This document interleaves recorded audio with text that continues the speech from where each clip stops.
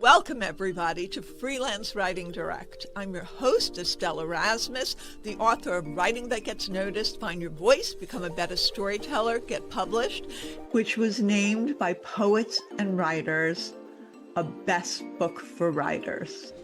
Every week, I speak with novelists, with authors, with writers of every niche to talk about their tips, their tricks, their strategies, and how the sauce is made, including creative advice.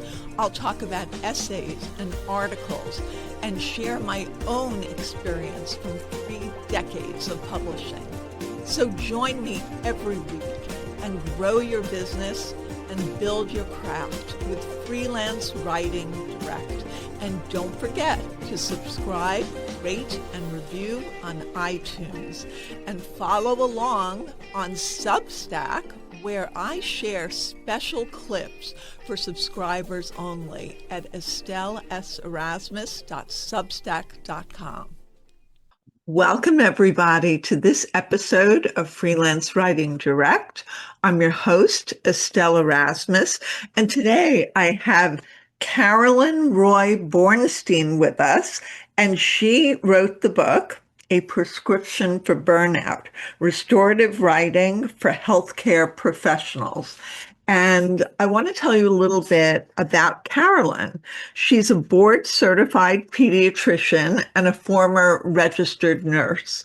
She is the writer in residence at the Lawrence Family Medicine Residency, where she teaches narrative medicine. Her work has appeared in the New York Times, Washington Post, Boston Globe, JAMA, Poets and Writers, and many other venues. She lives and writes in Maine and Massachusetts, and this is her 4th book. Welcome, Carolyn. Thank you so much, Estelle. It's a pleasure to be here. I know this book was written for healthcare professionals, but in reading it and in understanding about restorative writing and narrative writing, I think it's really applicable to any high-stress profession, including high-stress working women or housewives or anybody who has any kind of stress. And in today's world, everyone has stress. Yes, it certainly can be. And that was a conversation that we had in the peer review process that I went through with the academic press. Some of the peer reviewers said this should be a general book. And my acquisitions editor, who wanted to buy the book, said, nope, we're going to keep it for doctors and nurses, healthcare professionals, therapists, social workers, and so on. And that's the world I know best. So that worked for me. I think that's okay. But I also think that when people look at it or hear about it, they may think, let's expand it. But I understand staying with the niche audience with the book is definitely important. Like, for example, I have a podcast episode that I did with Jenny Young, who wrote the book Burn the Haystack. And she's a language professor. So she's a professor of rhetoric. And so she breaks down what the men are saying in the dating apps. But in my conversation with her, I said, I'm not dating. I've been married 20 years. And I find it really interesting what she is doing because it gives people new tools in their toolkits. And I think this book does the same. So when I looked at it with that perspective, and I thought about it with that framework. I think that's true. And for an example of the applicability to a wider audience, I just came back from San Francisco, where I spoke at the American Medical Women's Association, AMWA, and I was giving a talk on reflective writing, a workshop based on my book. And in the audience was a man, I noticed, because he stuck out, and it's an American Medical Women's Association. And so I found him afterwards, and I said, I saw you at my talk. And I had seen him doing videography, and I thought, oh, he's an AV person, and here he is interested in this talk. And so I got to talking with him, and he said, no, I'm here with my girlfriend, and I am doing videography, but I'm an architect, and I burnt out. I burnt out in architecture school and left, and I was interested in your talk. So here's a guy who, that's not my audience, but he really got a lot out of it. He bought the book. He wanted to talk to me. It was really great. I love that expansion. So talk to me first of all about why you wrote the book, what the whole thought, okay, I have to have this out in the world. So a lot of the burnout books, because there are a lot of burnout books out there, are written either from a research perspective, someone who has studied the phenomenon of burnout, or a physician themselves who has burnt out and now feels they have something to offer, something to tell their colleagues. I came at it from the experience of having been healed by writing myself. So going back 20 years when my son Neil, I have four children, and my youngest son was 17 when he was hit by a drunk driver in a crash that killed his girlfriend and left him with a traumatic brain injury.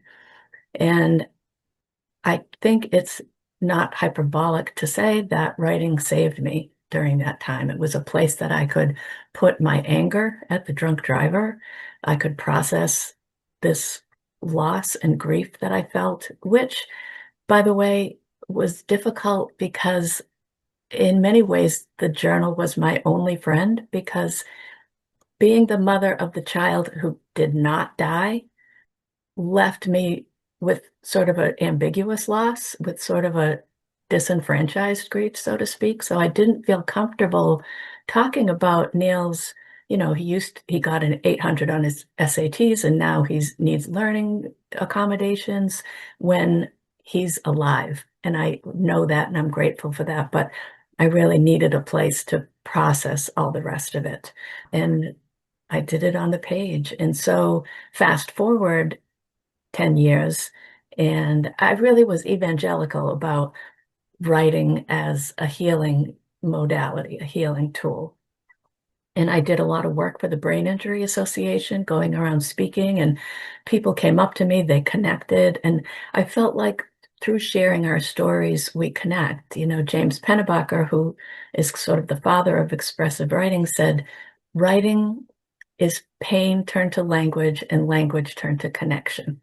And that's what I really felt. And so even before the pandemic, the situation with physician burnout was increasing. And that's where I felt connected. That's where I felt my audience was. And that's when the book really took off. I had had a framework, I had started writing, but once I knew my ideal reader, which I'm sure we'll talk about, that's when the writing really blossomed and had a place to go. So before we talk about the ideal reader, let's talk about what reflective writing is so that people understand. Yeah, so reflective writing, some people call it expressive writing. James Pennebaker's research initially was calling it emotional written disclosures, or the publishers in the title, as you know, you don't always get the title you had started out with, and their title was restorative writing. But all of these ideas are just a way to express your deepest thoughts and feelings, right? So in the narrative medicine sessions that I teach, for example, we'll read a poem or reflect on a piece of art, and then I will give writing prompts to my audience, sort of developed with the design of connecting to a particular theme, whatever that might be. And we write as a way to connect our experiences to the piece that we're writing about. If we're just writing exclusive of the art or the poetry or the literature, we delve into an interaction, a conversation that maybe you didn't understand, maybe you regret, maybe it went really well and you want to understand what you did that made it so meaningful. And so we sort of pick it apart. And by doing that, we physically construct a narrative, which gives us agency, right? We own this story. It also gives us perspective, both sometimes from the perspective of another person, sometimes the perspective of before and after, like where I was 6 months ago and where I am now. You can really see your personal growth and making meaning from what has happened to us. We can't, Joan Didion says, I write to know entirely what I'm thinking. And I don't think she means she didn't know what she thought until she wrote, but I think we don't always understand what a situation has done to us, how it has affected us until we delve into it on the page. Yeah, I think I use prompts a lot with my writing students. I think it's a way to break things down in a granular fashion. If they're not sure how to write scene or dialogue, you kind of break it down, use that in the prompt. And so, why do you think that studies have shown there's a connection between writing and health and mitigating stress? What do you think is happening during the writing that actually makes that happen? Yeah, so there's a few things that are happening. I mean, the studies that you're referring to, there's certainly studies looking at physical health, objective measures of health improve. In asthmatics, pulmonary function studies improve. In people with rheumatoid arthritis, their joint exams done by board certified rheumatologists improve. All these objective physical measures. It's not just I feel better, although that's certainly a part of it. I think part of it, and MRI studies show that when we externalize painful emotions, that mitigates stress. So in MRIs, the areas of the brain that are activated with stress are deactivated with writing, with externalizing that painful experience, that painful emotion. And you break down in the book all the different ways that writing could address emotional exhaustion. You have writing for health, for self-reflection, to bear witness, the heart's back door, trauma narrative, to build resilience, increase self-awareness, develop professional identity. I think that's an important one. Mindfulness and gratitude. And you give examples with each of them of exercises that the writer can do. Is there a favorite exercise that you offer in any of those chapters in part one? That's section one. I think one of my favorite ones is asking writers to, or asking audience members or participants to think about their signature strength, to think about what they bring to the table, what they're known for, what they offer, what is authentic to them. Another favorite is thinking about what is your North Star? What am I all about? What is my deepest value? Because that is both in reflective writing and narrative medicine. That is something we talk about a lot, is our deepest values.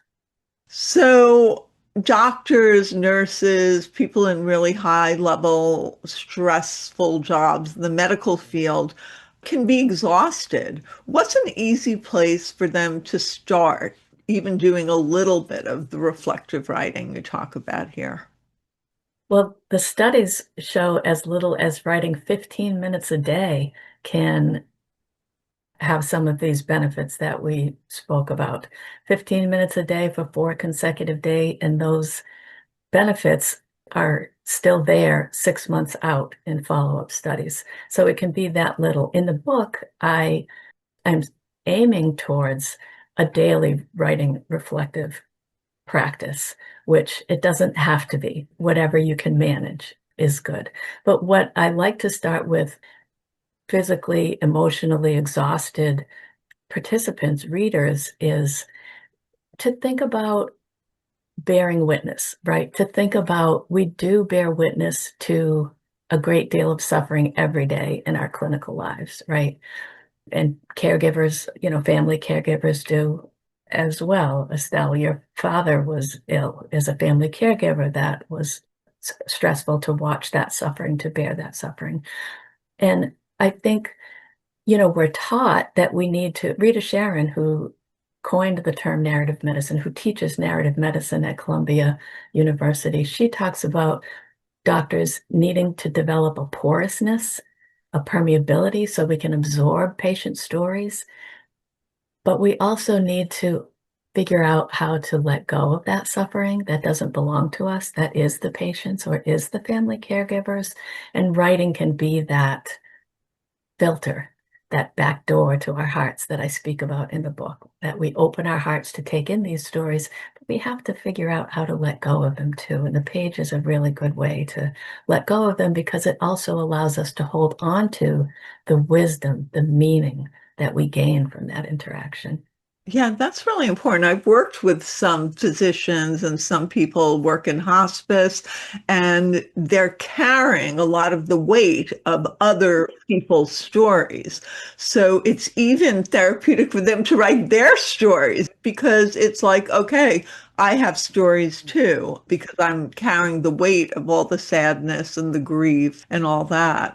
Somebody who wrote a story of birth, giving birth and being pregnant with life when she was dealing with people with the end of theirs, and found it so helpful to be able to have that sacred space of her writing with her own thoughts, her own feelings. But I could also see how people want to, with HIPAA in mind, would want to download, even if it's only for them. So when we're in a session with the residents, for example, or with doctors, art therapists, physical therapists, we create that safe space. And the line is what is spoken in this room stays in this room. So that's one level. I mean, at another level, if we're talking about publication, then I think that's where HIPAA and those kinds of, do I get the patient's permission to write? Do I change the characteristics? And different publications have different guidelines, and they will help writers through that process if you get to that point.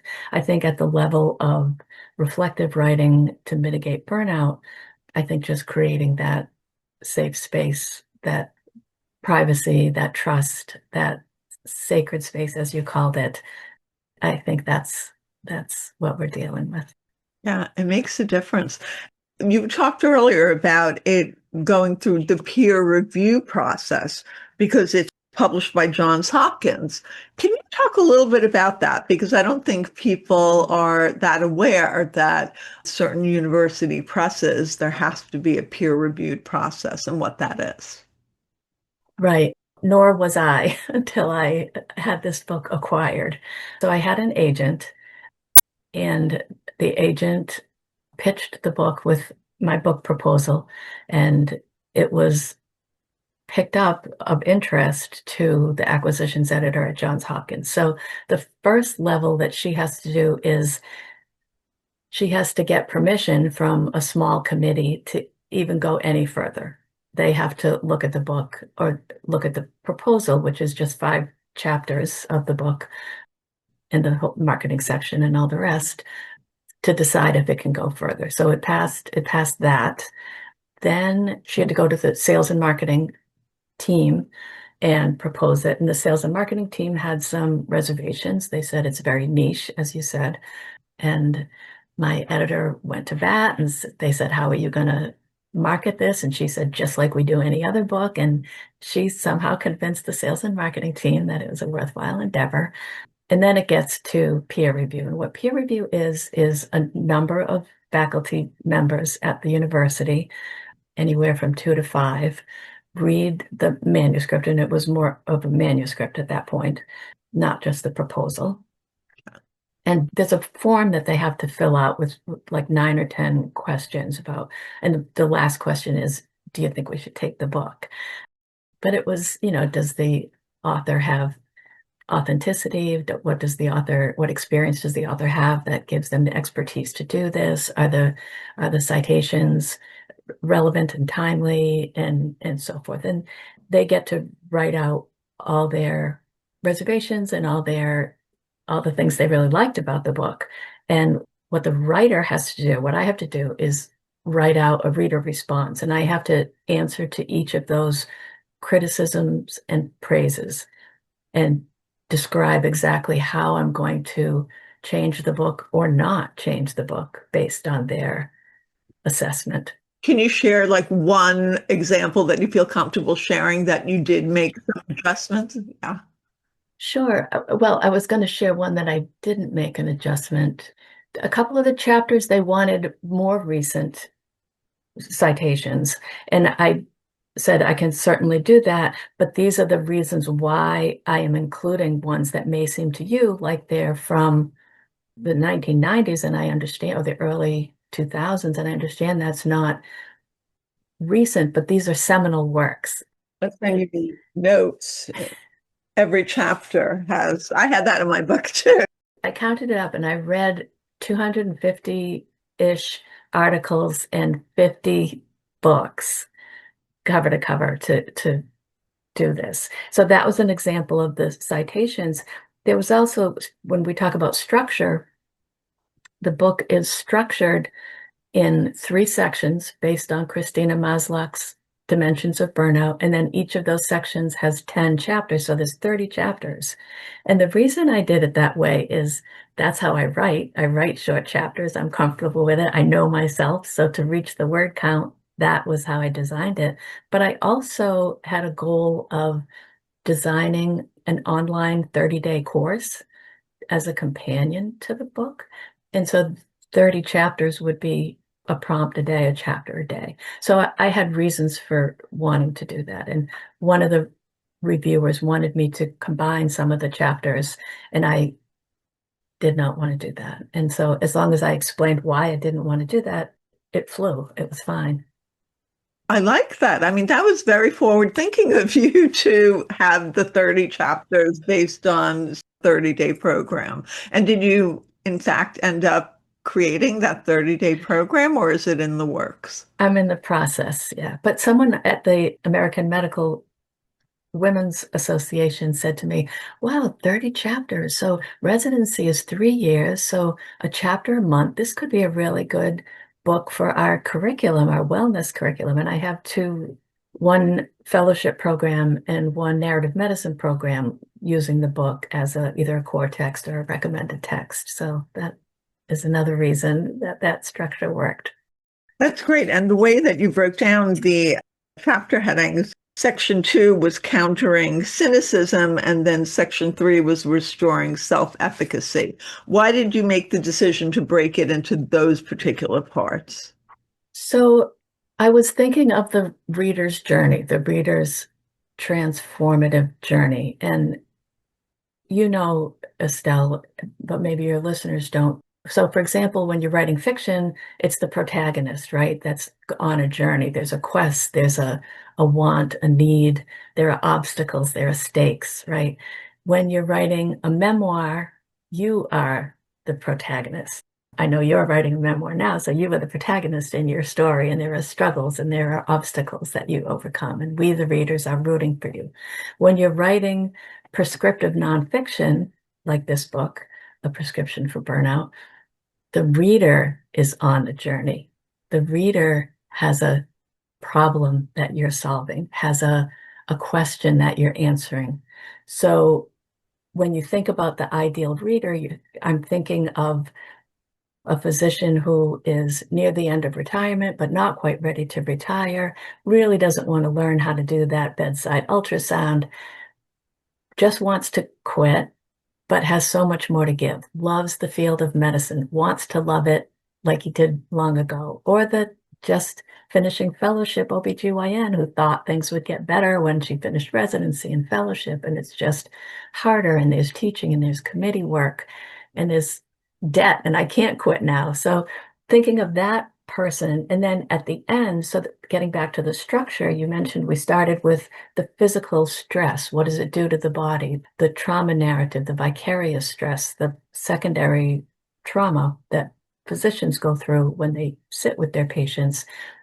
So we start there, but then by the end of the book, we're talking about agency and joy and meaning and flourishing and thriving and all these really positive emotions. So that's where the reader is getting to. So that's kind of why I'm using that structure as well. Yeah, that whole like a prescription, you take the medicine and then you're getting better ideally. So I like that. That follows that whole concept.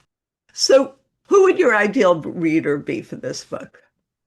So for this book, it can be anyone in healthcare, whether I was a nurse for 10 years before I became a physician, although they overlapped. I was still working as a nurse in my first and second year of medical school. So doctors, nurses, respiratory therapists. I've done conferences for art therapists, for physical therapists, for music therapists, for speech and language pathologists, and also family caregivers. So those are the people I have in mind anyway when I was writing the book. Having said that, as you mentioned, my financial planner had a tragedy happen in her family. She was out for some time, and when she came back, we were talking about my finances, but also her situation. And she, not even knowing that I wrote the book, said, somebody said, just write your feelings. And I thought, oh, I'm not a writer. I can't, but I did it, Carolyn, and it worked. I really felt better. And I was just so heartened to hear that. It was really great to hear her say that because I know how much she had been through. That's wonderful. And so if somebody is trying to do a nonfiction prescriptive book, like what would you recommend the first steps that they should take to write it or put it together? Yeah, so I think understanding the marketplace, having a really good understanding of what is already out there and what is your angle going to be? What is your take going to be? What new are you going to add to the conversation, or is your book going to add to the conversation? So just take a walk in a bookstore and figure out what shelf you even should be looking at. What shelf do you want your book to sit on? Is it memoir? Is it memoir plus or hybrid memoir? Is it self-help personal growth? Is it mind, body, spirituality? And then do a lot of reading. And I mean, you're going to have to do a lot of reading in terms of researching it. So you'll figure out what the names are. You can write to researchers and start conversations. And whenever you're pitching an idea or a book or an article or an essay, you always want to answer why now, right? What is going on in the culture, in the zeitgeist that is matched to your idea or your book or your essay? Why you? Why do you have the expertise, or why do you have the experience? What is it about you that you can bring that's fresh and new? It's why now and why you. I like that. And you mentioned in page 69, writing to improve our powers of observation. In her hallmark book on creativity, The Artist's Way, Julia Cameron recommends a weekly artist date. And you say these outings are meant to be taken alone, not with a spouse or a pack of friends. It could be anything, a flea market, a pet store, a walk on the beach. The idea behind artist dates is that as creatives, we're constantly turning out work. We draw, we draft essays, we write poems. We need to give ourselves time to fill up the well again, the well of creativity, the reservoir of ideas. And then you talk about as doctors. But I think that's so important for everyone to hear because that's what writing does. That's what these dates with yourself, to put the pen on the paper or on the computer or wherever it is. I've written full stories on my notes app of my phone. I wrote the story that I think you referenced about my dad singing my dad back to me. I started writing it on the beach in the notes app of my phone. When I saw the waves, I thought I'm going to end with the wave overtaking because that's how I felt the situation was. So it's really interesting that you said that. And it was sort of, my husband was there, but it was sort of like walking around the beach, walking along the beach, calming my mind. And I'm a big advocate of those kind of moments. And this book is really taken that step, that extra step, the prescription for burnout. And you got the idea from the ocean about incorporating that image of the wave. And it reminds me of, I think it was Henry James who said a writer is someone on whom nothing is lost.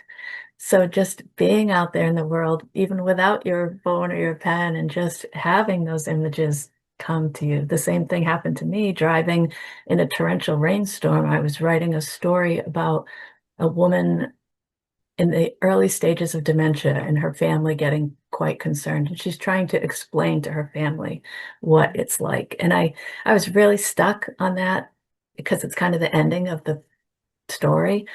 And in the driving home in that rainstorm, I could barely see with every windshield turn.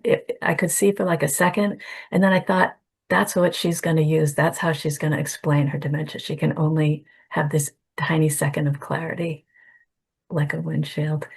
But talking about the well, the way I explain it to doctors is through systole and diastole. Like you have to have, the heart has to have diastole. It has to have a rest. It has to have a filling in order to pump out. So I kind of express it in that way for us medical people to wrap our heads around. Any final words of advice for people who are dealing with burnout, whether they're medical professionals or not, who just need to get their stories down? Yeah, I would say just start it. I mean, the book gives a lot of specific tips about how to do that, when to do that, why to do that. But really just it's a private endeavor. It's portable endeavor. You have, like you said, you have your phone with you. I have my notebook with me at all times. If you're going through your day and something doesn't sit well, something somebody said that you want to kind of tease apart later, just jot it down on your phone. And then in the quiet of the evening or in the morning before the kids are going to school, that's the time to take 5 minutes, 10 minutes even, and just write about it. And you'd be so surprised at what you can come up with. Like just asking yourself, what was my intention here? What is this meaning? What is this moment? What is this universe trying to teach me in this interaction that I had? That's lovely. Thank you so much for being my guest, Carolyn. Thank you so much, Estelle. Follow me at EstelleSErasmus.com on my website and on social media, which is Instagram, TikTok, and Twitter at Estelle S. Erasmus. And we're now on YouTube for Freelance Writing Direct. Follow along, and soon everyone will be reading what you're writing.